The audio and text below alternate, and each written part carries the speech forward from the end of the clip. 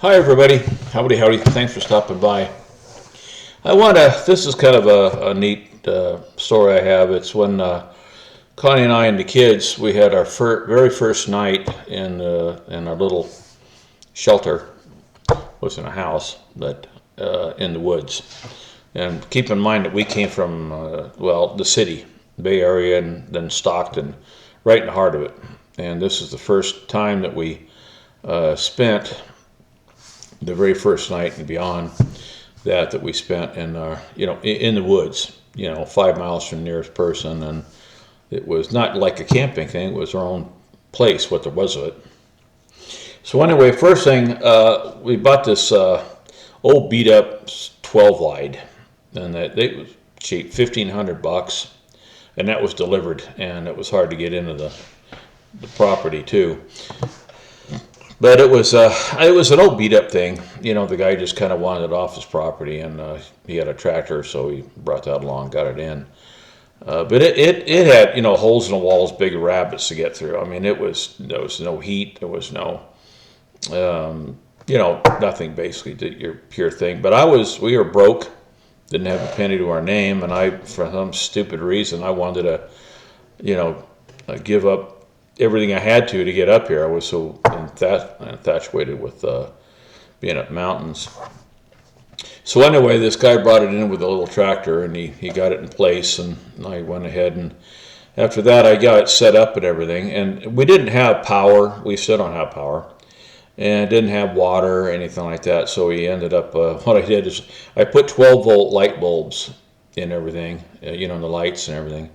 And then I put a little 12-volt TV set. I had little screens. I don't see them anymore, but little tiny screens. And we put that in there. And I wired it so that how do I say this? The 12 wide, I'd come home, and we didn't have any power source other than this. We'd come home, and I'd pop the hood on the pickup, and we'd hook up the jumper cable. It would wire the trailer was wired like jumper cable ends, and so we'd just hook up the battery cable ends to the battery, and the place came hot, and that was it. There was no big money today, and people have all. I didn't have any money. We were broke. Stupidest thing I ever did too, probably. But and that would bring everything alive, and we had water. We didn't have any public water. There was no well. There was no nothing. There was a big piece of property that I knew the guy, and he said, this barren property. There was a good, nice, really healthy creek on it. And he says, anytime we want, we could go over there and get water out of this creek or spring. More of a spring than a creek. So the six of us, the little kids from, I don't know, maybe 5 or 6 on up to 10 or whatever it was, we'd pack it about a quarter mile away, one way. We'd pack down, and I'd carry, I think, 1 or 2 jugs, 5-gallon jugs, and wife would do a couple of gallon milk cartons, and the kids would all have a milk carton, and we'd fill them all up, and then we walked back to our little trailer or motorhome, whatever it is, and we had a big water barrel out there, and we'd pour it in the water barrel, and that'd be our water for the day.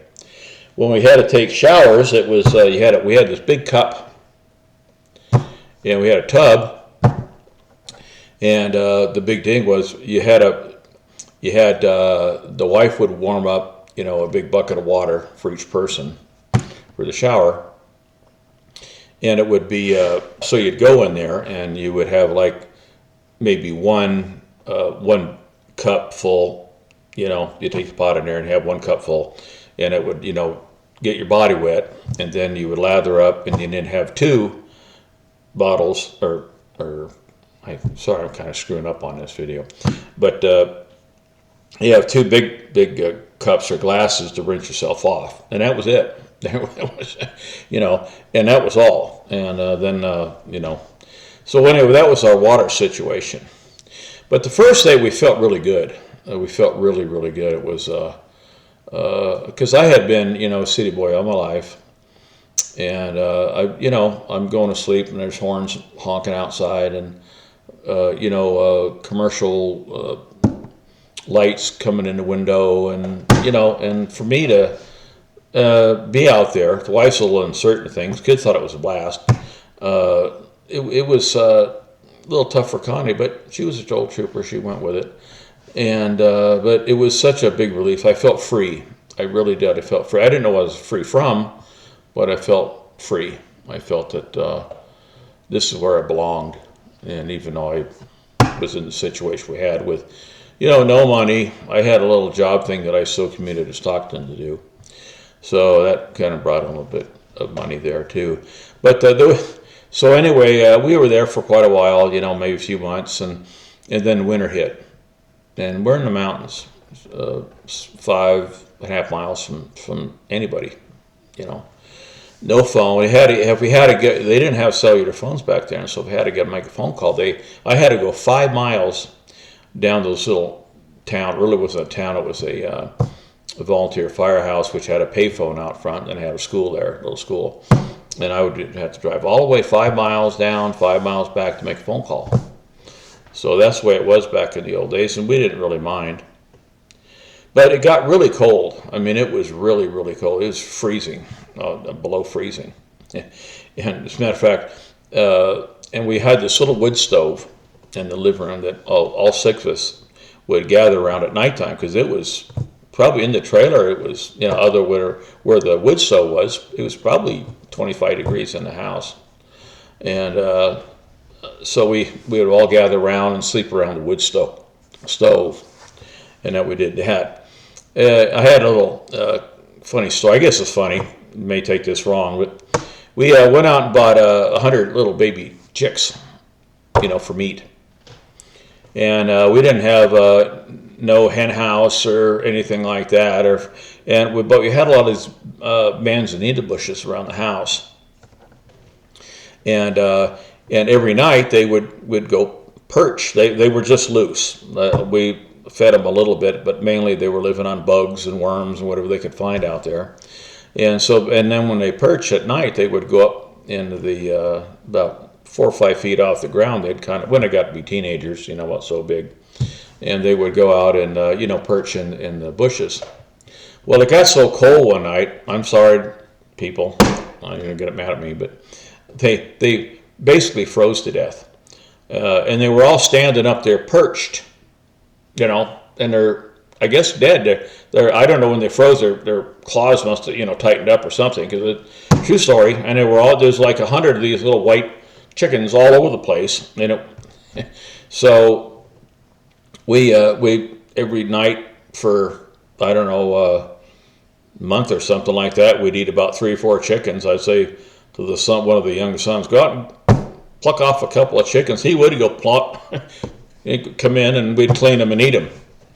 So I never, they never grew up all the way, but 3 or 4 of them made a pretty good meal. So sorry about that for the people that are, So anyway, and it was kind of funny that one night, Noel, this is right happened. My one son, he decided he was a young kid, maybe about 8, 10 years old, I think. I'm not sure. And he took one. Yeah, this is the first night or first morning when we found it like that. And he takes the chicken and he gives it mouth to mouth, opens up the little beak and and all that. He warms up, and the thing came back to life. Started walking around.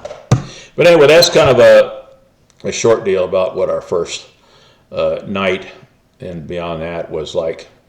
About in the woods, a city boy and his family, been in the city all his life.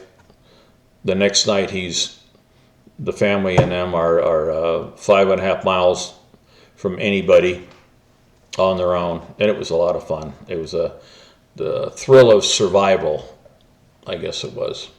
Can we make it? But we did. We're still here. Thanks, guys. Appreciate it.